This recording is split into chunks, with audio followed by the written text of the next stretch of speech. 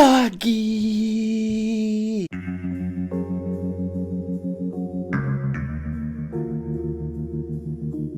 Hey guys, what's going on? Today we're going to talk about Twin Peaks, episode 10. I found the episode to be real good. I actually think it's one of the highlights so far of the season.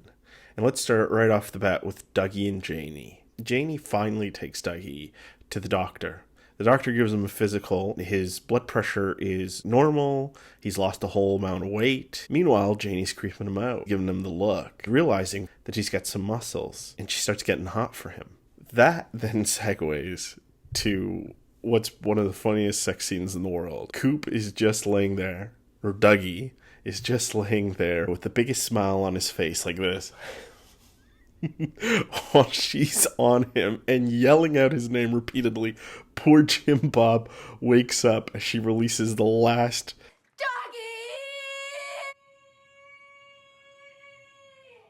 Moving on to Richard, the shitbag. He goes and tracks down Miriam, who stupidly tells him that she's written a letter to the police, informing them that he's the driver responsible for running over that child who died, I think in episode 7. He decides to kill her. Richard follows this up by going to his grandmother's house, abusing her and stealing all her money and jewelry. He really is proven to be a huge dirtbag. I think this episode not only confirms that his mother is Audrey, who we haven't seen yet, but that it probably is evil Coop. Heading down to Las Vegas, we have Tom Sizemore's character, Anthony Sinclair, meeting up with the Mitchum brothers, suggesting that he is purposely targeting them. He's sent there by Duncan Todd, Ike's handler. Remember, there's still that issue where evil Coop is upset because Duncan so far has not been able to kill Dougie. Heading down to South Dakota, we see Gordon Cole in his hotel room, and he gets a knock. As he goes to open the door, he has a vision of Laura Palmer. It's Tammy who lets him in on the fact that they've been tracing Diane's records,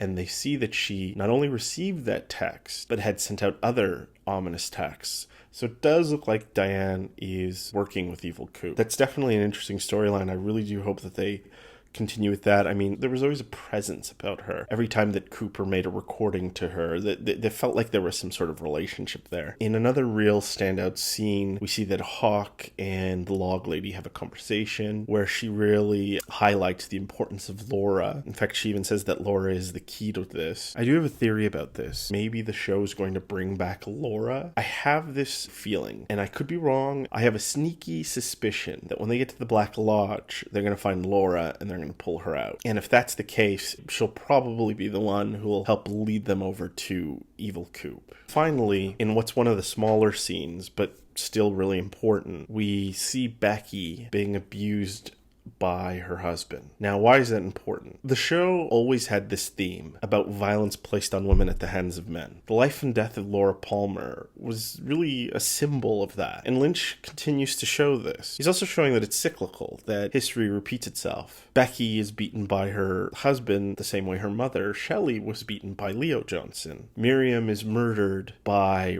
Richard Horn, who is potentially the offspring of Bob, in the same way that Laura was murdered by Bob. And it isn't just through violence that he's showing the misogyny. Tammy is another character that highlights the misogyny on the show. A lot of emphasis is placed on her appearance, her body, the curves, the way that the men look at her. There are suggestions that she's a representative of another type of misogyny. The episode also had some great smaller moments that didn't move the plot forward. They were just nice, interesting, and provided a little bit of levity. Cole and Tammy spying on Albert and Constance, the coroner, that was pretty funny. Dr. Jacoby's profanity-laced rant, and also Nadine listening to him from her drape store. That's an awesome payoff, by the way. That goes all the way back to season 1, where she had invented a way to have drapes run silently. That was good to see. Once again, I love those moments where you see those old characters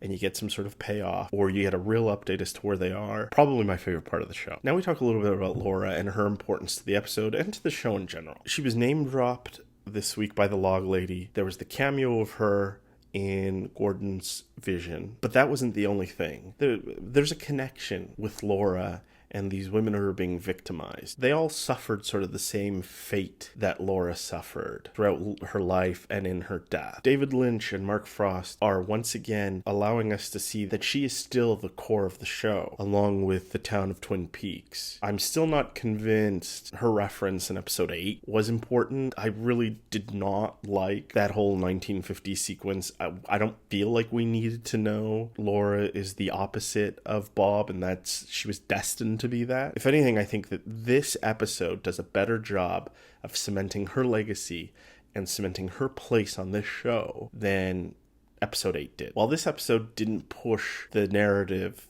or plot forward as much as the last episode did, it does sort of allow us to see where the characters are currently and how they're feeling about the confusion and the chaos that's surrounding them. So I am very happy with this episode, and like I said at the beginning of the review, it is one of the standout episodes so far of this third season, and I'm hoping that they sort of continue with this. No more of these abstract episodes. I think we've had enough. I think the first 3 episodes and the 8th episode slowed the story a little bit. It didn't feel very organic. I know a lot of people have defended these episodes, but I don't know. Anyways, thanks for watching. Subscribe, give me a like, and I'll see you the next time.